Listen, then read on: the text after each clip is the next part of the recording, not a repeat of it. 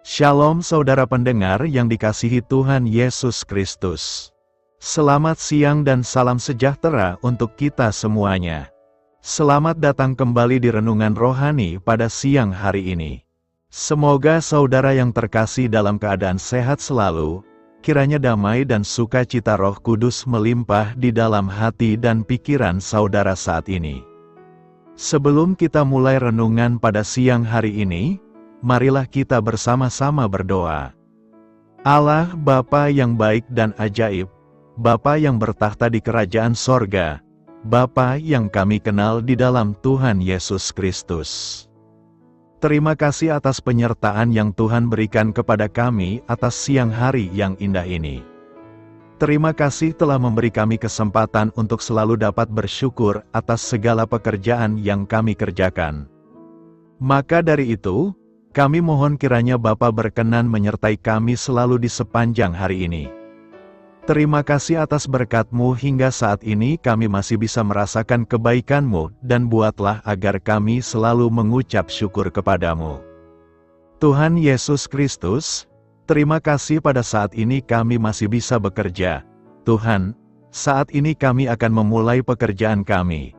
Berkatilah pekerjaan ini dan sertailah sepanjang kami selama bekerja pada hari ini, agar menjadi berkat bagi kami, bagi keluarga kami dan juga tempat kami bekerja.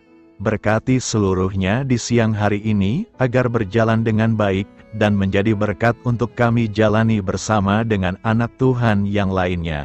Dalam nama Tuhan Yesus, kami berdoa. Amin. Sahabat pendengar renungan saudara rohani, bacaan renungan dan ayat emas Alkitab renungan kita siang hari ini akan kita mulai dari pembacaan nats sebagai berikut.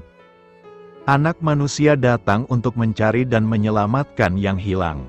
Tertulis di dalam kitab Lukas 19 ayat 10, topik renungan kita hari ini adalah kampanye perdamaian. Bacaan kita pada siang ini terambil dari kitab Lukas 19 ayat 5 sampai dengan ayat 10. Ketika Yesus sampai ke tempat itu, ia melihat ke atas dan berkata, "Zakeus, segeralah turun, sebab hari ini aku harus menumpang di rumahmu." Lalu Zakeus segera turun dan menerima Yesus dengan sukacita. Tetapi semua orang yang melihat hal itu bersungut-sungut, katanya, ia menumpang di rumah orang berdosa. Tetapi Zakeus berdiri dan berkata kepada Tuhan, "Tuhan, setengah dari milikku akan kuberikan kepada orang miskin dan sekiranya ada sesuatu yang kuperas dari seseorang akan kukembalikan 4 kali lipat." Kata Yesus kepadanya, "Hari ini telah terjadi keselamatan kepada rumah ini, karena orang ini pun anak Abraham.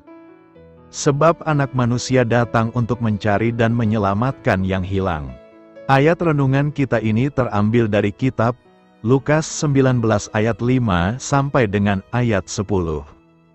Kata mutiara renungan kita hari ini adalah, kita dapat mendatangi sesama kita karena Yesus lebih dulu mendatangi kita. Mari kita mulai renungan siang kita. Baiklah, mari kita mulai segmen kisah inspiratif. Dalam buku karya Craig Nelson, The First Heroes, kita akan membaca tentang para penyerang Doolittle yang melancarkan serangan balasan besar pertamanya di garis depan Pasifik semasa Perang Dunia Kedua.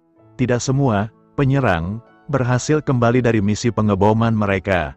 Jacob de Sazer adalah salah seorang di antara mereka yang ditangkap dan ditawan di kamp tahanan perang yang keadaannya sulit dan menyedihkan. Di kemudian hari setelah perang usai, de Sazer kembali ke Jepang. Akan tetapi, ia tidak kembali untuk membalas dendam. Ia telah menerima Yesus sebagai juru selamat. Karena itu ia kembali ke Jepang dengan membawa kabar baik tentang Kristus. Seorang mantan prajurit yang dulu pernah mengampanyekan perang, kini mengampanyekan perdamaian. Misi de Sazer ke Jepang mencerminkan hati sang juru selamat, yang datang sendiri untuk misi kasih dan perdamaian. Lukas mengingatkan kita bahwa kedatangan Kristus ke dalam dunia tidak hanya untuk menjadi teladan moral atau guru yang memberi kesan mendalam. Dia datang untuk mencari dan menyelamatkan yang hilang.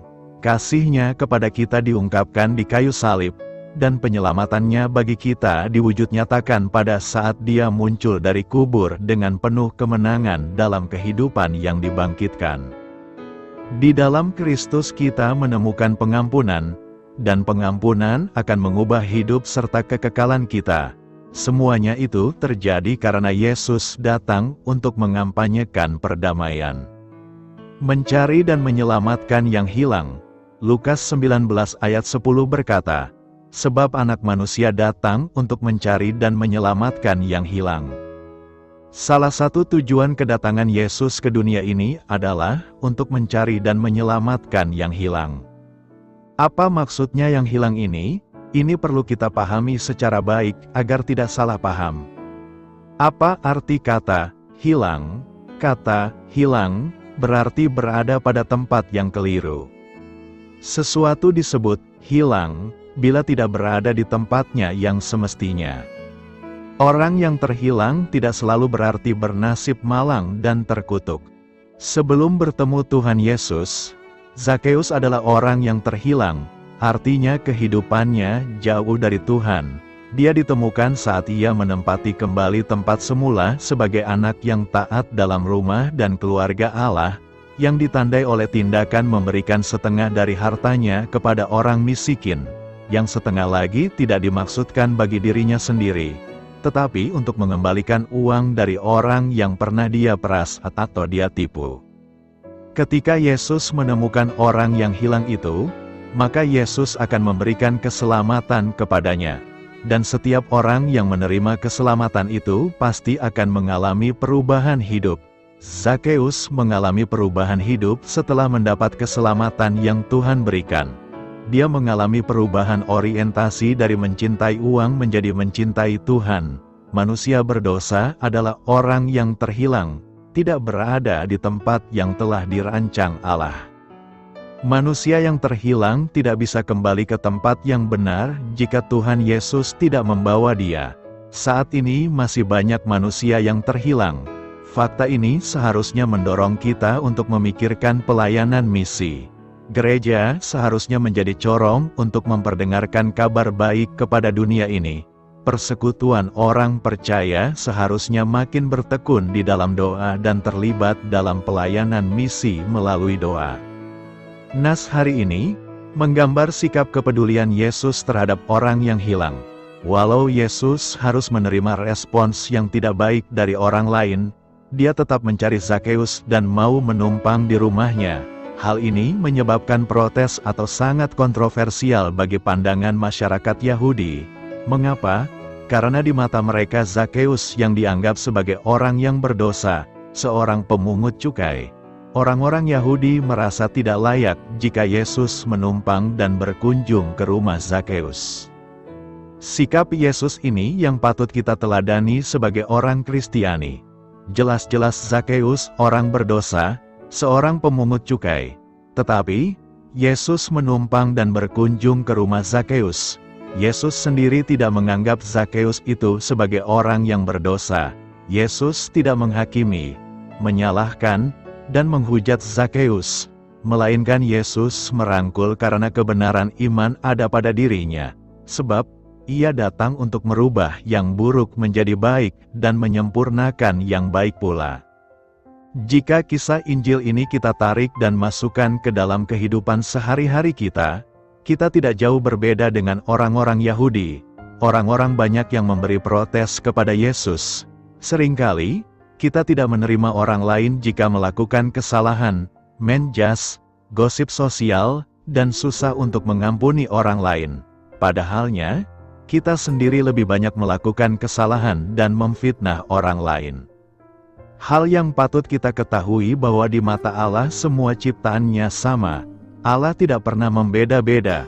Artinya, Allah sungguh-sungguh menunjukkan kepedulian dan perhatian kepada kita semua lewat kedatangan Yesus untuk mencari dan menyelamatkan yang hilang, yakni kita semua ciptaannya.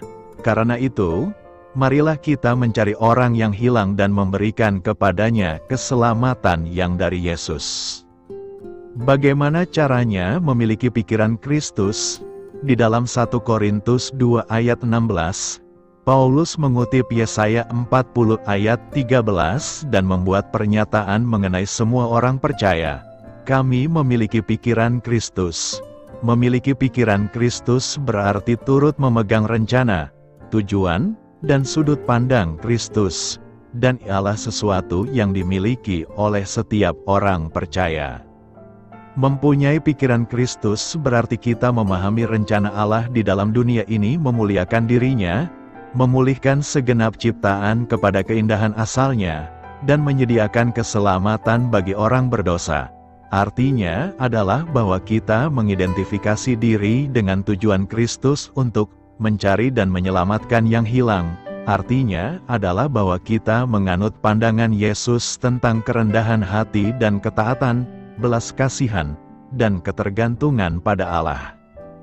Di dalam ayat-ayat sebelum 1 Korintus 2 ayat 16, kita menyadari beberapa kenyataan tentang pikiran Kristus. 1. Pikiran Kristus bertolak belakang dengan hikmat manusia. 2. Pikiran Kristus melibatkan hikmat dari Allah, yang dahulunya tersembunyi namun sekarang telah dinyatakan. 3. Pikiran Kristus ini diberikan kepada orang percaya melalui Roh Allah. 4. Pikiran Kristus tidak dapat dipahami oleh mereka yang tidak mempunyai roh. 5. Pikiran Kristus memberi orang percaya ketajaman dan kecerdasan dalam hal rohani. Supaya kita dapat memiliki pikiran Kristus, langkah pertama adalah memiliki iman yang menyelamatkan pada Kristus. Setelah diselamatkan, kehidupan seorang percaya dipengaruhi oleh Allah. Roh Kudus mendiami dan menerangi orang percaya, dan memberinya hikmat, pikiran Kristus. Orang percaya mempunyai kewajiban untuk mengikuti arahan Roh Kudus, tunduk kepada kuasa perubahan roh, serta memperbarui pola pikirnya. Apa arti perumpamaan 10 mina? Kristus menggunakan perumpamaan tentang 10 mina dalam Lukas 19 ayat 11-27 untuk mengajar tentang kerajaan Allah yang akan datang di bumi. Peristiwa perumpamaan ini adalah perjalanan terakhir Yesus ke Yerusalem. Banyak orang di antara orang banyak di sepanjang jalan percaya bahwa dia akan pergi ke Yerusalem untuk segera mendirikan kerajaan duniawinya. Yesus menggunakan perumpamaan ini untuk menghilangkan desas-desus yang penuh harapan bahwa waktu kerajaan telah tiba. Dalam perumpamaan itu, seorang bangsawan pergi ke negeri asing untuk diangkat menjadi raja. Sebelum dia pergi, dia memberikan 10 mina kepada 10 hambanya.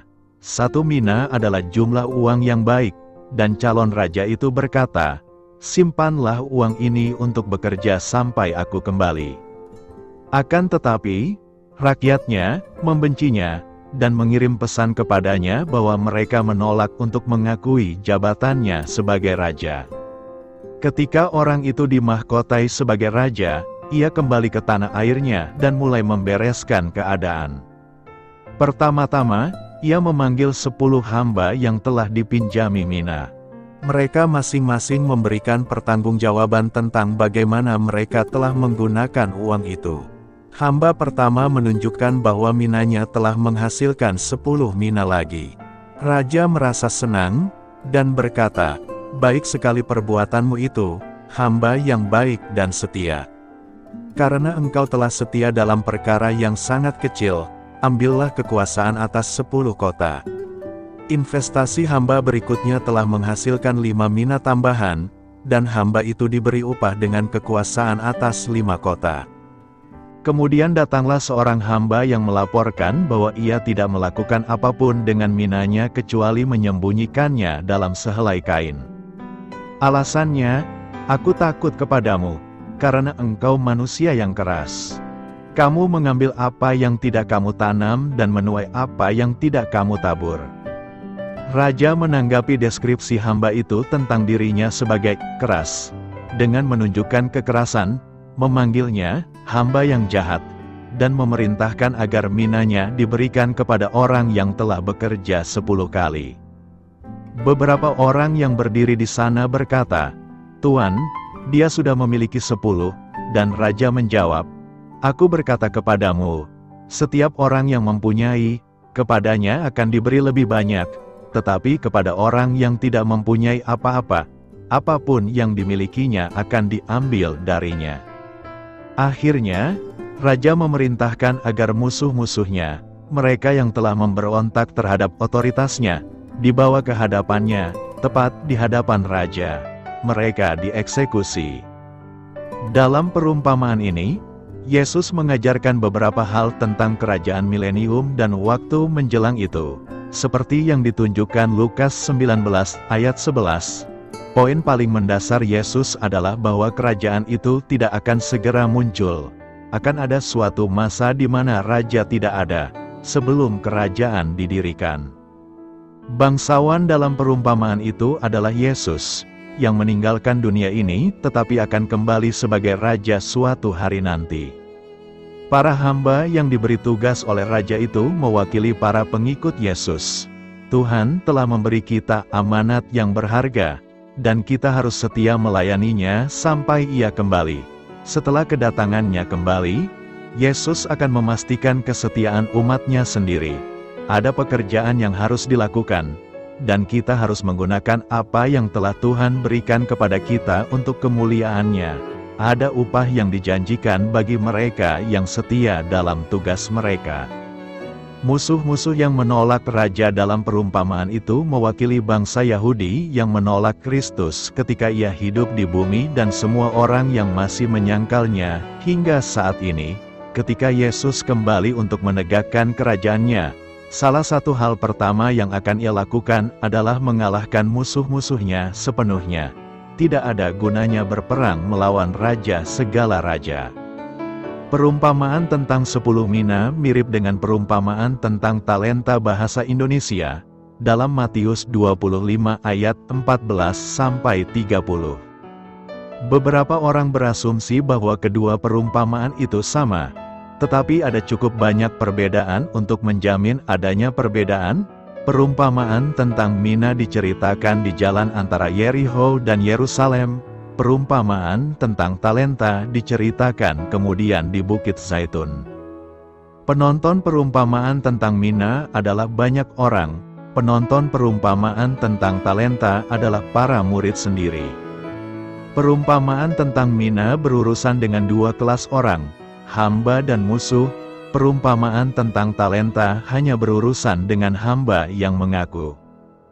Dalam perumpamaan tentang mina, setiap hamba menerima jumlah yang sama.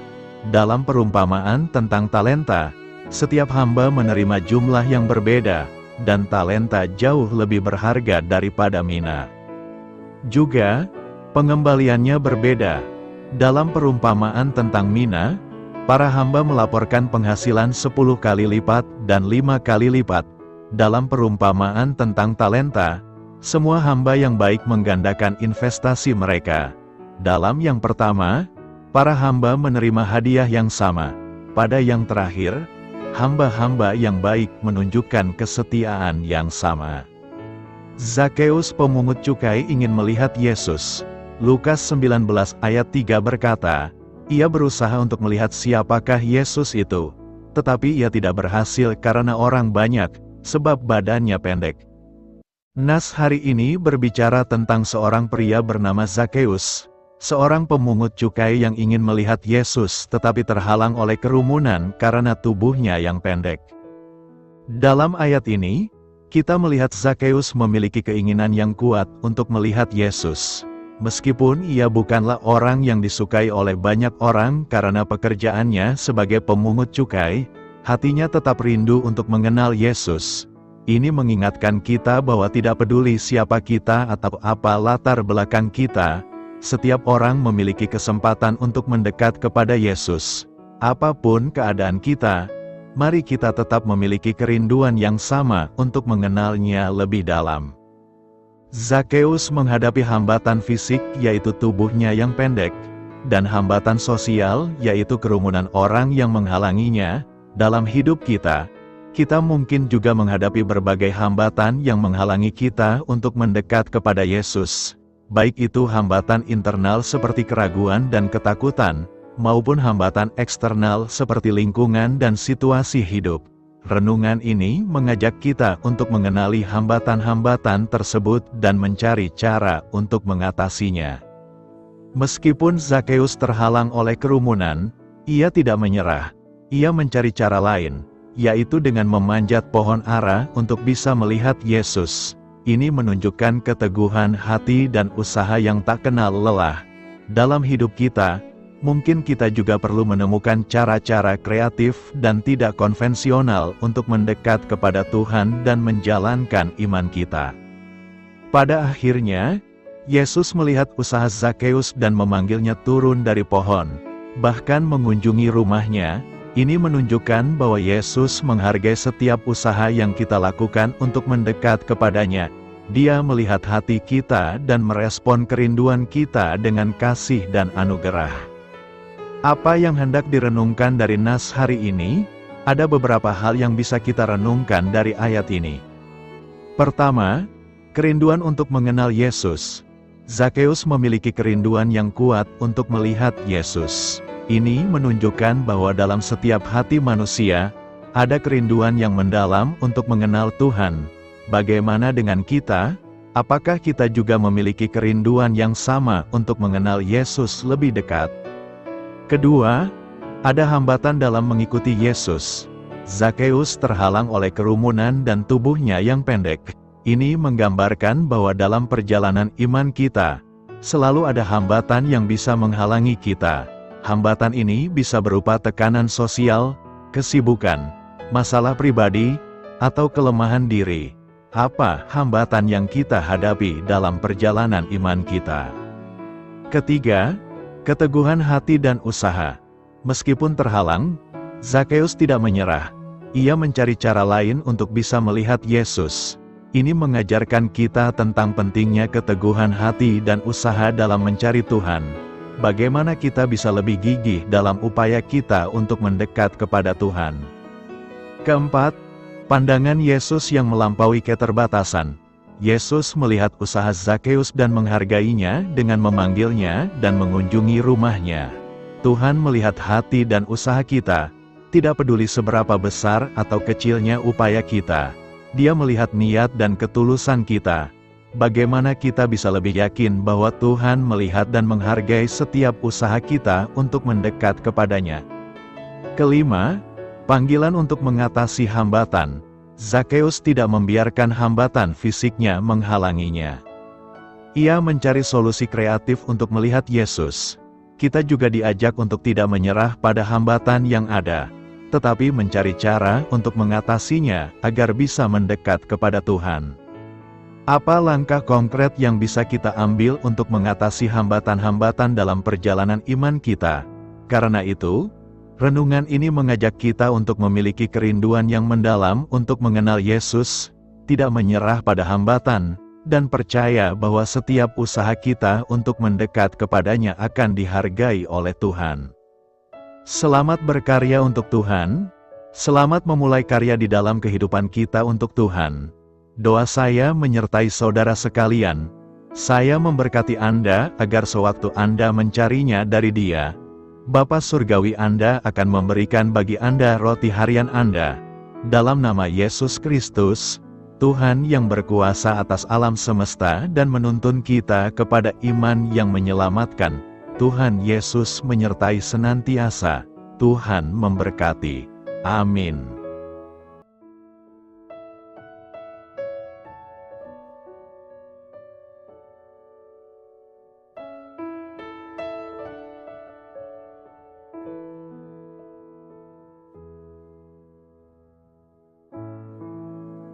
Demikianlah renungan firman Tuhan pada siang hari ini. Semoga menjadi kekuatan di dalam hidup kita dan menjadikan kita pribadi yang lebih sukses. Sebelum kita memulai aktivitas hari ini, marilah kita berdoa. Bapa kami yang ada di sorga, terima kasih atas kasih dan kebaikan Tuhan yang begitu besar buat kami. Tuntunlah perbuatanku agar di sepanjang hari ini saya bisa bekerja sebaik-baiknya, tidak pernah jemu menolong sesama, selalu ramah dan tahu terima kasih, menghayati iman dan mengamalkannya dengan sekuat tenagaku. Semua ini saya sampaikan kepadamu, dengan pengantaraan Kristus, Tuhan kami. Allah, Bapa kami bersyukur kepadamu, bahwa dengan bekerja kami boleh ambil bagian di dalam karya-Mu mensejahterakan dan membahagiakan umat manusia. Kami mohon bimbingan-Mu dalam melaksanakan pekerjaan kami hari ini. Bimbinglah kami agar sanggup bekerja dengan semangat kasih, dengan riang, rajin dan jujur. Terima kasih, Tuhan. Amin. Dalam nama Tuhan Yesus Kristus Tuhan dan Juru Selamat kami, Bapa kami yang baik, kami mengucap syukur dan berdoa. Amin.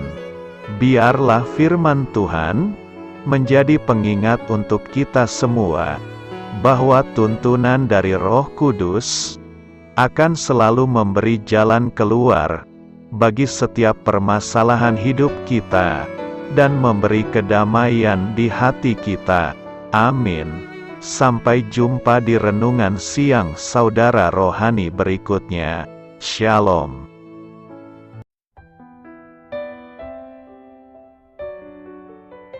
Halo untuk semua pendengar saudara rohani yang terkasih di dalam nama Tuhan Yesus Kristus dimanapun berada. Mari dukung kami, tim redaksi Renungan Harian Saudara Rohani, dengan cara memberikan bantuan, kritik dan masukan. Saudara dapat memberikan masukan melalui kolom komentar di bawah atau mengirim kepada kami langsung melalui email yang tertera di layar Anda, saudararohani@gmail.com. Jika saudara terberkati melalui renungan ini, saudara dapat mendoakan kami dan memberikan bantuan lainnya dengan mengirim email kepada kami. Saya berdoa agar saudara sekalian bahagia dan sehat selalu. Amin.